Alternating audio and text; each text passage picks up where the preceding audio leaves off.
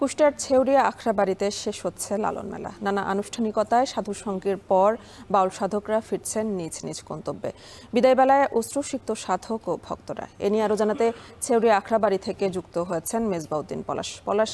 বিদায় বেলায় লালনের ভক্তরা কি বার্তা দিচ্ছেন জানাবেন।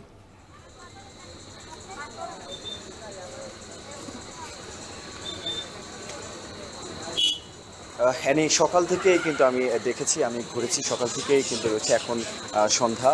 ঠিক এই যে লালনের যারা সকাল থেকে কিন্তু লালনের যারা ভক্ত এবং সাধু ভক্ত যারা রয়েছেন তারা কিন্তু যে এই যে মাজার এলাকা কিন্তু তারা আসলে ছেড়েছেন এবং তারা তারা তারা আসলে বিদায় বেলায় কিন্তু তারা কিন্তু কান্নায় ভেঙে পড়েন। তারা বলছেন আবারও মিলিত হওয়ার বাসনা রেখে তারা আবারও দোল যে উৎসব সেই উৎসবে যোগ দিবেন বলে জানিয়েছেন। এই যে তিরোধান দিবস উপলক্ষে কিন্তু এই যে লালন আখড়াবাড়ি যে চত্বরে সেখানে কিন্তু যে গ্রামীণ মেলা সেটি কিন্তু বসেছে এবং গ্রামীণ মেলা সেখানে কিন্তু বাহারি রঙের বিভিন্ন যে বাহারি রঙের কিন্তু সেখানে কিন্তু যে খাবার সহ অন্যান্য যে যে জিনিসপত্র সেগুলো কিন্তু রয়েছে এবং সেখানে এবার কিন্তু আসলে যারা যারা যারা ব্যবসায়ী রয়েছেন তারা বলছেন যে এবার তারা লাভবান হবেন বলে আসলে তারা জানিয়েছেন। কেননা এবার যে তিরোধান দিবস উপলক্ষে কিন্তু সাধু বাউল এবং দর্শনার্থী কিন্তু কয়েক লক্ষ আসলে দর্শনার্থী কিন্তু এবার এই যে এখানে কিন্তু নিকট ছিল এবং তারা এসেছিলেন।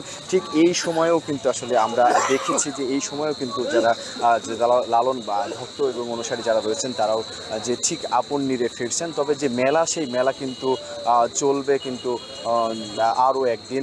এবং একটু বলে রাখি যে এই তিরোধান দিবস উপলক্ষে কিন্তু যে লালনের যারা ভক্ত অনুসারীরা যারা রয়েছেন তারা কিন্তু তার লালনের যে বাণী যে আধ্যাত্মিক যে বাণী সেই বাণী নিয়ে কিন্তু তারা আলোচনা করছিলেন। তারা সেগুলো কিন্তু তারা নিয়ে যাচ্ছে এবং তারা বলছেন যে এখান থেকে তাদের যেই বাণীর যে দিক নির্দেশনা সেই নির্দেশনাগুলো তাদের যে নিজ নিজ যে আপন যে নীড় সেই নীড়ে যে সেগুলো আসলে প্রচার করবেন এবং সেখানে তারা সেখানে মূলত লালনকে ছড়িয়ে দিতেই তারা কিন্তু আসলে এইখান থেকে যেই বাণীগুলো নিয়ে গেছেন সেগুলো কিন্তু তারা প্রচার করবেন বলে এরকম জানিয়েছেন। এই ছিল আমার কাছে কুষ্টিয়া থেকে শেষ হচ্ছে কুষ্টিয়ার লালন মেলা। সে খবরই জানাচ্ছিলেন সহকর্মী মেজবাউদ্দিন পলাশ।